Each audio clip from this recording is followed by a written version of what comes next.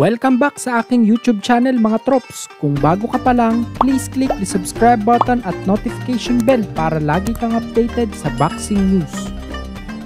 Breaking news mga trops, Unified Heavyweight Champion Alexander Usyk at WBC Heavyweight Champion Tyson Fury napabalitang nagkapirmahan na ng kontrata para sa kanilang undisputed title fight. Nanggaling ang balita sa ESPN insider na si Mike Coppinger. Ayon sa source ni Coppinger ay planong ganapin ang laban sa December 23 sa bansang Saudi Arabia. Nagpost din ang mga promoter ng dalawang kampyon na sina Alex Krassyuk at Frank Warren sa kani-kanilang social media account at kinumpirma na pirmado na ang negosasyon. Magkakaroon ng laban si Fury sa former UFC fighter na si Francis Ngannou sa October 28 sa Riyadh, Saudi Arabia. Kaya kung sa December 23 plano ganapin ang undisputed title clash ay halos walang magiging pahinga si Fury dahil kailangan agad sumabak sa training pagtapos ang laban niya kay Francis Ngannou. Ganun pa man ay malaking pera pa rin ito mga trops kaya siguro kinagat na rin ni Fury. Napabalitang sa susunod na taon na sila Usyk at Fury maglalaban ngunit napadali pa nga ito.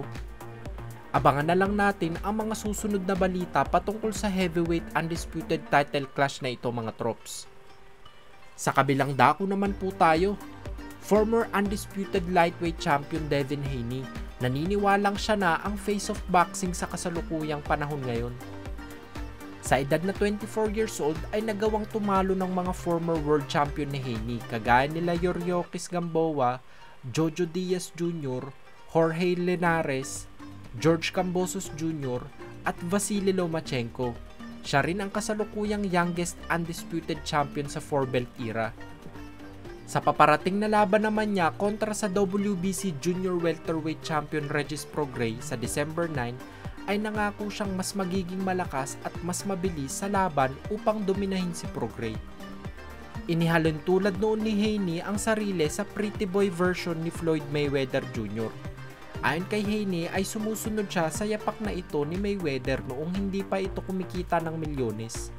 Sa mga panahon daw kasi na pretty boy version pa lang si Mayweather ay mas offensive-minded ito at madaming bumato ng mga suntok para parusahan ang mga nakakatapat nito. Sa tingin nyo mga trops, may tsansa bang maging kasing laki ni Haney si Mayweather at maging face of boxing sa hinaharap? Comment nyo lang ang sagot nyo sa baba.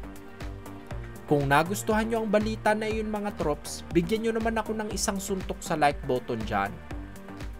Yun lamang po at maraming salamat.